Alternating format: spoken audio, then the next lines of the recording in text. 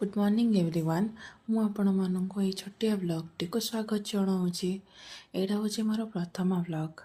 जदि आपण मानक ये ब्लॉग टी मोर पसंद लगिला ताहले लाइक शेयर आ मो चैनल टी सब्सक्राइब करें ताहले जाएंगे आगो को बहुत भल भल वीडियो देखिया को पाइबे। ताहले चलतु मोर ये ब्लॉग टी को आरंभ करवा। एक्चुअली यहाँ हूँ कालीर वीडियो जोटा कि आज सकाळे मु छाड़ुची कहीं ना काली मोर आसला बेलू घर को बहुत लेट हो गला। तो काली जीवा बाटर आमको देखु केते ना ट्रैफिक मिलूँ। तो से ट्रैफिक रे ही फसी फसिकी आमर टाइम जाऊँगी ताले आमे जोड़िकी पहुँचवा चाहूँ से तो पहुँचबार आमर बहुत लेट हो ना कौन करवा। तो आम यात्रा कला भितर आमको भोक बहुत जोर से लगी जाइला से आमे ओलिकी टिके बड़ा पाव खाई देथिलु। तो पेट मन शांति करिकी जदि न जीवा ताले शांति रे तो शॉपिंग करि परिबा नहीं।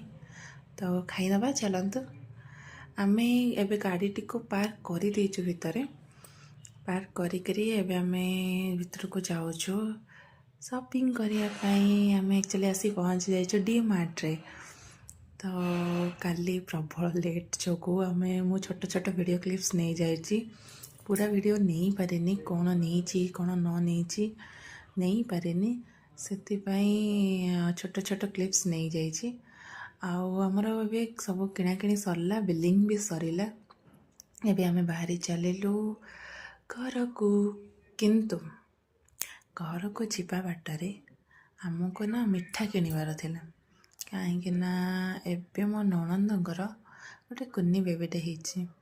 तो एबे आमे मामू माई ही सारीचु से आमे जाऊँ मिठा किणबू आ खुशी रे टिके बांटी दबू।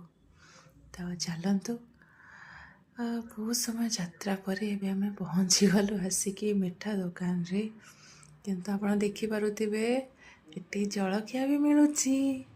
तो आमे छाड़बू ना कौन ना ना पेट भर्ती करी खाईदेलु।